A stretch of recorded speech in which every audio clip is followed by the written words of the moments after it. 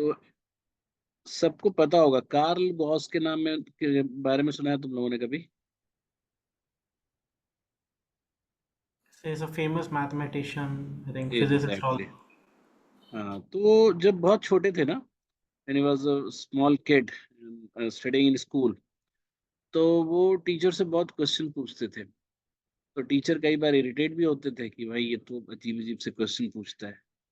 तो once a teacher thought कि इनको किसी काम में एंगेज कर दिया जाए, and let me give something which will not be able to do very fast, and then I'll buy some time कि इतने देर तक तो क्वेश्चन नहीं पूछेगा। तो टीचर ने पूछा कार्ल गॉस से, बहुत छोटे थे, 5 to मतलब 7 year old समझो। I am telling the age 7 year old, मतलब टिल दैट टाइम, और 7 year एज बच्चे को कोई फॉर्मूला और कोई ऐसा मेथड नहीं याद रहता जो आप लोगों को पता है ना, for the same things which I am going to ask. तो उनसे पूछा गया है कि टीचर ने पूछा है कि आप क्या करो कि 1 2 3 ऐसे करके 100 तक सम कर लो और ले आओ मेरे पास, then I will answer your question. और टीचर को लगा कि एक तो इतना मुश्किल है सम करना, और पक्का गलत करेगा एक दो बार, तो आई टेल कि ये गलत है, then he will be engaged for at least half an hour, है ना। ऐसा सोच के टीचर ने उसको दे दिया कि चलो ठीक है। बट वेरी मतलब जस्ट आफ्टर अ मिनट और समथिंग, कार्ल गॉस ने आके जवाब दे दिया कि सर ये है आपका answer, and the answer was true. अब तुम लोग सोचो जरा सा कि क्या किया होगा कार्ल गॉस ने, अगर आपसे पूछा जाए तो how do you find that? So let me tell you, तुम लोग एक एक करके जवाब दोगे, उससे पहले मैं ही बता देता हूँ। आप में से कुछ लोगों को ये फॉर्मूला पता होगा, सम ऑफ सर वो एन पैर नेचुरल। बना के करते हैं ना। क्या क्या क्या बोलो? पैर बना के करते हैं ना। वो तो रुको तो सही वन पहले। वन प्लस तो मैं तुम्हें पहले बताया गया, तुम नाइन चुप रहो। प्लस टू, फिर ऐसे वेट 50। वेट, इसने अगर हमारे पास कुछ कुछ लोगों के पास ऐसे होगा कि sum of N natural numbers, आपने कभी इसका फॉर्मूला, मैं ये जरूरी भी है याद रखना तुम लोगों को कई बार, it will be n into n plus one by two. N natural numbers मतलब स्टार्ट, मतलब सिंस वन और फ्रॉम वन, तो 1 2 3 करके अगर एन तक है, तो आप ऐसे निकाल सकते हो। तो the sum would be 100 into 101 divided by to.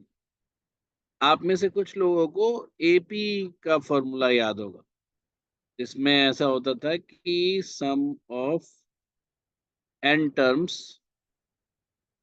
यानी S n is equal to, क्या होता है, n by two, 2a plus n minus one d. ये फॉर्मूला होता है which will get reduce to n by to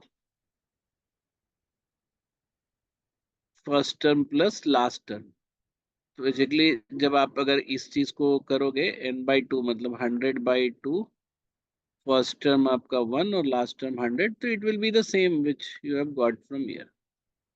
but आप ये समझो कि 7 year old को ना ये फॉर्मूला सिखाया जाता है ना ये फॉर्मूला सिखाया जाता है, but he still was able to solve that, or found the sum, able to find the sum of all the numbers till 100 from 1. So he must have created a solution, he must have thought a solution, and the thought was he started making pairs. He started making pairs first and last, first and last, 1 and 100.